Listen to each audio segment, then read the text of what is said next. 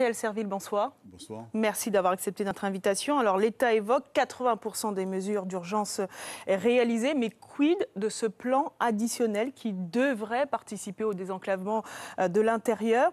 Est-ce que l'État attend finalement le livre blanc des États généraux et le livre bleu? Est-ce que c'est une façon détournée pour l'État de ne pas répondre à ses engagements, en tout cas de les repousser, Gabriel Serville? Votre question n'est pas simple du tout. Je voudrais dire à quel point je porte sur cet accord de Guyane un regard extrêmement mitigé.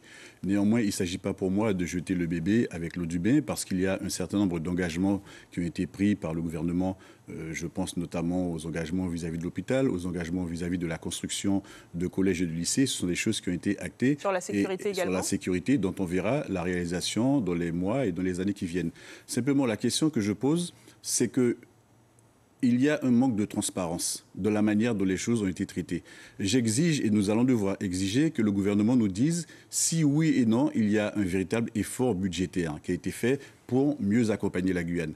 Alors, par moments, quand je l'ai dit, tout le monde n'a pas forcément compris, mais je voudrais prendre le temps encore de le dire ce soir.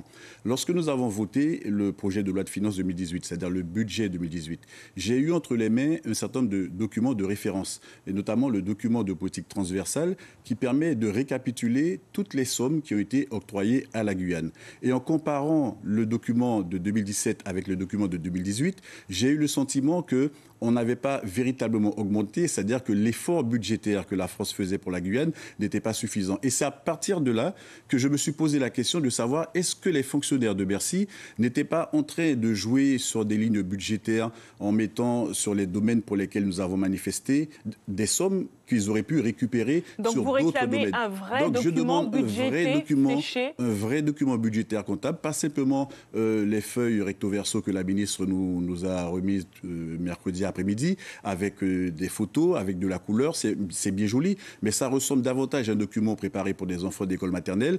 Nous considérons qu'à notre niveau de responsabilité, il faut pouvoir exiger un vrai document comptable. Mais qu'est-ce qu'un document comme celui-là peut changer, Gabriel? Alors, il va nous donner une lecture beaucoup plus précise du véritable effort qui a été fait. C'est-à-dire que j'avais émis l'idée que la Guyane se rapproche de cabinets d'experts en finances publiques qui auraient été capables de nous dire sur 2017, 2018 et sur les années suivantes, quelle est la courbe de progression de l'effort budgétaire qui a été fait. Or, en ce moment, nous sommes figés. Nous sommes dans un statut qui est figé parce qu'on nous dit qu'il y a des fléchages de sommes à droite et à gauche. Mais ce que moi, j'aurais voulu, c'est qu'on prenne du recul et que l'on voit comment les fléchages, comment les sommes annoncées s'inscrivent dans une continuité de progrès pour la Guyane.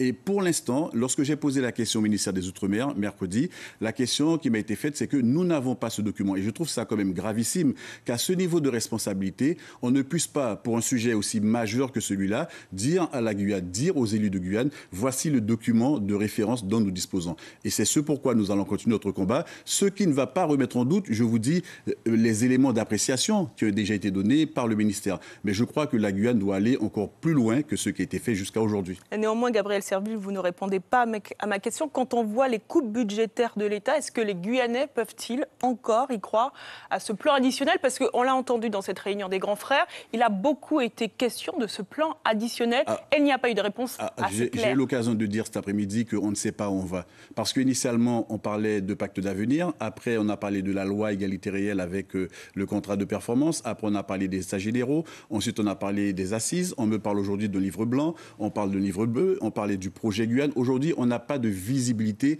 sur ce qui est en train d'être fait. Et donc, c'est normal que la population s'interroge quant à l'avenir de ce plan additionnel. Le plan additionnel comporte des éléments qui, certainement, vont se retrouver dans le projet Guyane qui sera élaboré dans les mois et dans les jours qui viennent. Quid de son financement par les services de l'État, par l'Union européenne, par la CTG? Moi, je crois qu'on a besoin d'avoir de l'éclaircissement, des éclaircissements par rapport à ça. Donc, c'est une question majeure à laquelle il va falloir, en toute sérénité, porter les éléments de réponse. Je voudrais simplement rassurer la population de Guyane parce que les gens se demandent est-ce que ça a servi à quelque chose de manifester en mars-avril 2017 ? Je dis que bien sûr qu'il a fallu faire cette mobilisation parce que c'est à partir de là que le gouvernement a pris la décision d'accompagner les demandes formulées par la Guyane. J'ai cité à titre d'exemple le fait que le gouvernement annonce vouloir prendre la décision de faire en sorte que l'or saisi sur les sites clandestins bénéficie en priorité à la Guyane. C'est une demande que j'avais déjà formulée et aujourd'hui on voit que ça aboutit. Donc je dis qu'il n'y a pas de combat qui soit vain. Tous les combats peuvent aboutir réussir. Mais en même temps, il faut qu'on demeure extrêmement vigilant, déterminé comme on l'a été, mais encore plus vigilant, parce que là, sur des écritures comptables, je connais le fonctionnement des techniciens et des fonctionnaires de Bercy. Ils ne feront de cadeaux à personne. Ils n'ont pas fait de cadeaux dans le budget. Ils ont gratté partout où cela serait possible. Et donc, ça m'étonnerait que Bercy ait envie de considérer la Guyane comme étant son enfant chéri. Moi, je ne rêve pas. Je ne veux pas être naïf. Et c'est la raison pour laquelle j'invite le gouvernement à mettre plus de sérieux de la manière de traiter ce dossier. Merci Gabriel Serville pour toutes ces précisions. C'est moi.